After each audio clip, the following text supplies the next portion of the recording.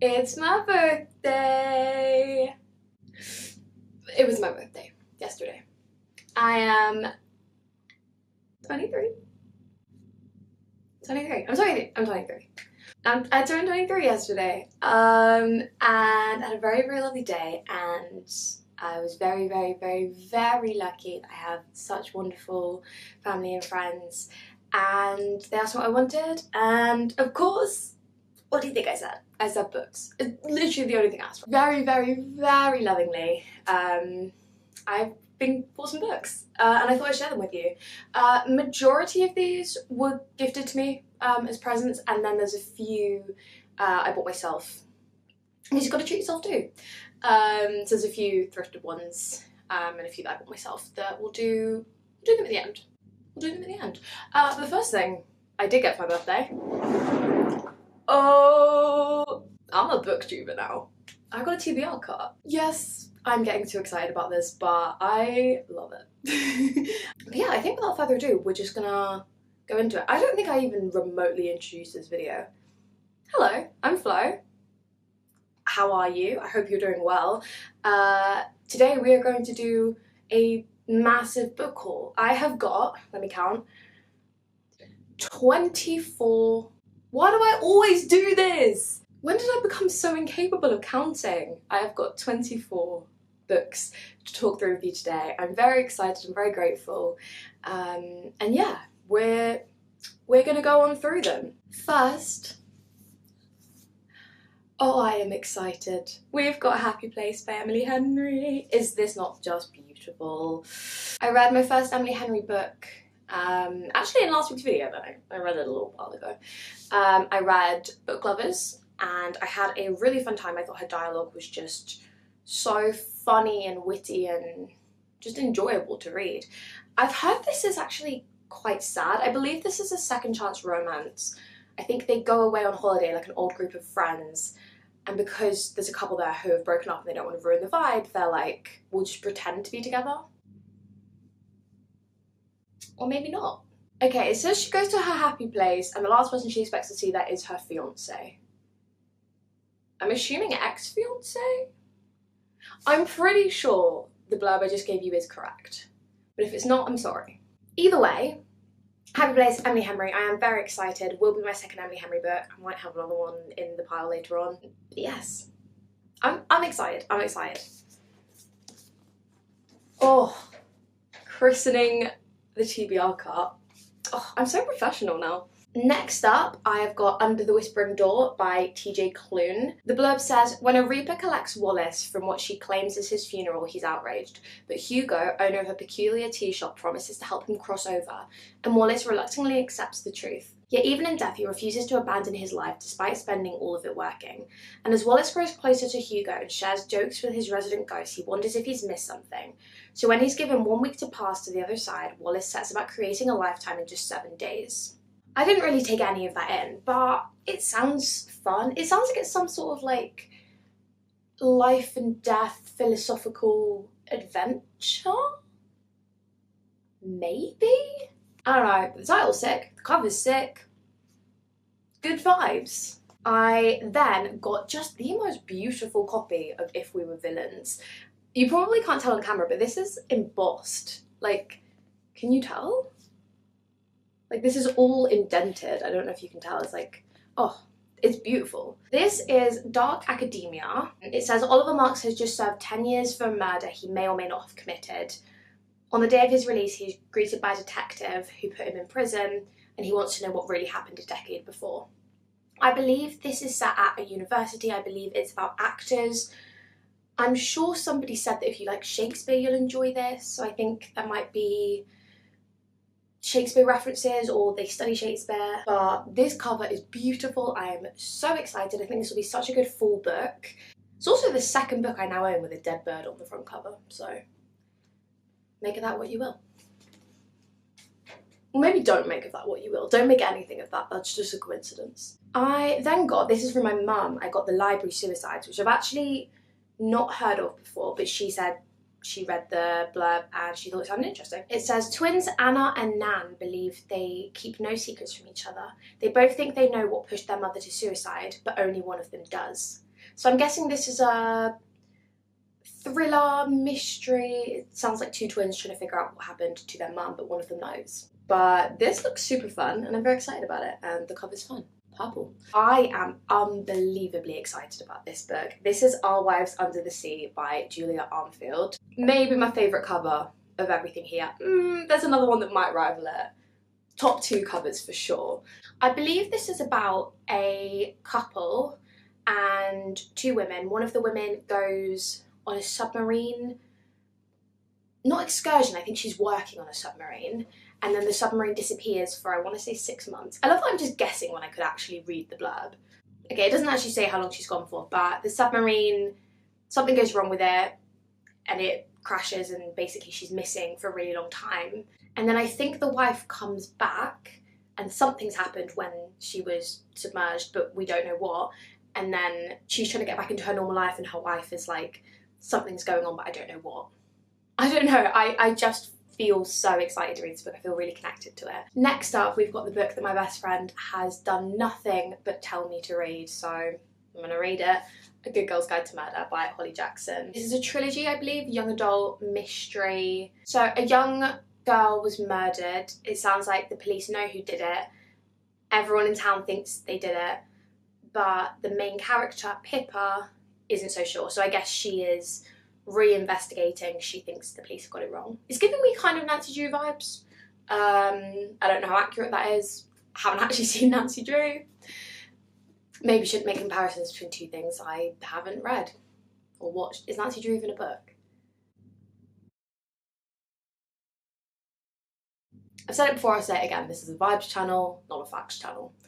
But I'm very, very excited for this. I'm way too excited about this situation. This is so fun. I feel professional. Okay, this holds the badge, the win. This holds the cake. This wins the prize for favourite book title of the video and possibly favourite cover. I just think everything about this is stunning. On Earth We Are Briefly Gorgeous. And this is gorgeous, but not briefly, this is long time gorgeous. Is this not beautiful? I don't know a whole lot about this. I know this is a literary fiction. I've been told it's very beautifully written. This says, this is a letter from a son to a mother who cannot read. Oh! Yeah, I remember now. I remember why I wanted to read this. Written when the speaker, little dog, is in his late 20s, the letter unearths a family's history that began before he was born. It tells of Vietnam, of lasting impact of war, and of his family's struggle to forge a new future. Okay, amazing. So this sounds like it might be very sad, very deep and meaningful, and hopefully very, very gorgeous. I then couldn't resist on adding a few Taylor Jenkins reads. Having read Seven Husbands, and I now own Daisy 6 because I found that the other day. I have One True Loves by Taylor Jenkins Reid, and I have Carrie Soto is Back. One True Loves, I believe this is about a woman who is madly in love with her husband and then he goes missing or dies in a helicopter crash, and she's very sad and she grieves, and then a few years later she remarries, and then the first husband comes back. Let me just check that's the correct book, because I've done this before where I've told you the entire plot of the book and then found out it's a completely different book. I was right. I'm getting better at this. Thought that sounds very interesting. I think this might be a bit more straight romance than some of her other books. Some of her other books lean themselves more to like historical or literary fiction. I think this is one of the more romancy ones. And then we have Carrie Soto is Back, which is about a tennis player. I think she retires and then somebody else comes in and either breaks her record or is about to break her record, so she decides to unretire. And that's all I know about it. I don't know the genre. I don't know if there's romance in this or if this is straight literary fiction, but I've heard very, very good things. I very much enjoyed Seven Husbands. I'm hoping to enjoy both of these.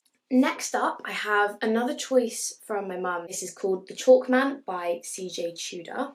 I was talking to an author the other day and she recommended this book to me, so my very lovely mother bought it for me, which is very kind. So this says, none of us agreed on the exact beginning. Was it when we started drawing the chalk figures or when they started to appear on their own? Was it the terrible accident or when they found the first body? So this sounds like horror. which is fine because I'm not scared of absolutely everything. And I will be fine with because it's just a book. No, but this does sound really, really interesting. I am scared of absolutely everything, but I feel like I can do this. Or Stephen King said, if you like my stuff, you'll like this. So I like his stuff, so I guess I'll like this. Next up, oh, this is a novel I'm super excited about. This is Boy Parts by Eliza Clark. I believe this is a female rage book. So the main character is a photographer. It says she takes photos of average-looking men. But I believe this is a sort of serial killer story. I think she might kill the men. I don't think that's a spoiler. Well, it can't be a spoiler because I don't know what the book is about. But I heard somebody say that. I think it was Jack Edwards. So if it is a spoiler, blame Jack Edwards. I don't know. Don't blame Jack Edwards. I'm sure he's lovely. But Jack Edwards enjoyed it. So in Jack Edwards we trust. Really struggling with words today. Jack Edwards enjoyed it. So in Jack Edwards... Jack Edwards enjoyed it, so in Jack Edwards we trust. Why is that such a tongue twister? If Jack Edwards enjoyed it, in Jack Edwards we trust. I give up. Boy Parts. Need I say more? I haven't read the first one yet. I'm gonna do it. But I thought, I was just adding books to my wish list and I was like, well, I'm gonna want it at some point, so I may as well add the second one. This is, of course, A Mist and Fury by Sarah J Maas. This is the second book in a Court of Thorns and Roses series. I have read the blurb for A Court of Thorns and Roses so many times. I don't know what it is about. I don't understand it. It's one of the reasons I'm probably putting off reading it, because I can't even get through the blurb. I don't understand the blurb. Am I excited to read it? Absolutely. But do I understand the words? No. So I'm not going to explain what this is about because I don't know.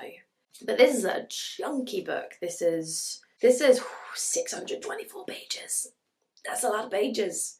But yes, very grateful to have the second one. We'll read the first one at some point. This is If He Had Been With Me by Laura Nolan. I don't know what this is about. I think it's a dark, sad romance. It says Autumn and Finn used to be inseparable, but then something changed, or they changed, and now they do their best to ignore each other. So I'm guessing this is Second Chance. I think the title is beautiful, the cover is beautiful. I've heard many good things. And I'm excited to read it for myself. And it's got one of those beautiful matte covers and that just makes me already enjoy a book. But yeah, very excited. Then this is, I think, another book that same author who recommended The Chalk Man recommended. This is Behind Her Eyes by Sarah Pinborough. This seems to be 3 separate people telling the story. It's got 3 sections: Louise, David, Adele. So it says, Louise, since her husband walked out, Louise has made her son her world, supporting them both with her part-time job, but all changes when she meets David. Young, successful, charming, Louise cannot believe a man like him would be attracted to her. That all comes grinding to a halt when she meets his wife, Adele. Beautiful, elegant and sweet, Louise's new friend seems perfect in every way. As she becomes obsessed by this flawless couple, she can't help but wonder, are they really this perfect? Okay, that sounds right up my alley. It's giving dark thriller, unrequited love vibes. Yeah, awesome. Oh, apparently it's a Netflix series as well, so beautiful. I then got my hands on Love and Other Words by Christina Lauren. I know I'm spending too much time on BookTube because when I opened this, I had like the tiniest little corner and I went, this is Love and Other Words. And everyone was like, how do you know that? And I was like, I just know, I can tell. This is a then and now romance. It says, at 13 you were my first real friend, at 15 you were my first love, at 18 you were my everything. We were about to take on the world together until one mistake shattered our future. So, second chance romance, I assume, couple reuniting, something's happened in the past, we don't know what. Sounds like a good time. I have heard really good things about this. I think this is a lot of people's favourite Christina Lauren book. I've read a book by them. Is that true, or do I just own a book by them? No, I haven't read a book by them. Just lied to you. I own a book by them. I own The Soulmate Equation. Haven't read it. But I'm excited to read a book by them, so. Then, finally, long awaited, I have finally got The Six of Crows. If anyone watched my last book haul, I thrifted the second book in this duology, which is Crooked Kingdom, and I was like, I'll hopefully get the first one at some point, and someone was very, very lovely and bought me the first one. So now I can finally start reading them. I don't actually know. Please someone let me know. Can I read this without reading? I think this is a dual series with another series, but off the top of my head I can't remember which one. So can someone just tell me, can I read this on its own? I think I can, but like if I can't, somebody please tell me. But yeah, this is a fantasy duology. I think this is a sort of found family fantasy vibe. And I'm very, very excited. I've read Ninth House, that'll be in a video in the near future, but I have read it and I had a really good time with it. I really like her writing style, so yeah, I have high hopes for Six of Crows. Okay, do we all remember in last week's video, reading romance for a week? If you haven't watched it, you should go watch it. You should go watch it right now. No, you should finish watching this video and then you should watch that video. That should be your next video. In that video, I pulled out a copy of Book Lovers by Emily Henry, then spent about 20 minutes explaining the plot to Beach Read. And then started reading Book Lovers and I was like, this isn't the same book. I got Beach Read, which is the book I originally wanted to read, and while I still had a really good time with Book Lovers, I was really intrigued by the plot of this because this is two writers who are like in a writing slump and they decide to swap genres to like, I don't know, help them get out of a book slump. And I think that sounds really interesting and I wanted to read it, and then I read Book Lovers, which is also a very interesting plot. It was just not the plot I was expecting. This is January and Gus, who I hear about all the time. So they spend the summer writing in each other's genres, and I just think that sounds great, and as someone writing a book, I think it'll be really fun reading a book about somebody writing a book and I'll feel less alone. I then got Tomorrow and Tomorrow and Tomorrow, which I think I'm the only person in the world who did this, but I was convinced that this was going to be to do about Macbeth. Because you know that soliloquy after Lady Macbeth dies, spoilers, where Macbeth says there should have been she should have died hereafter, there would have been a time for such a word, tomorrow and tomorrow and tomorrow. And I was like, oh, this is so cool, that must be a Macbeth retelling. No.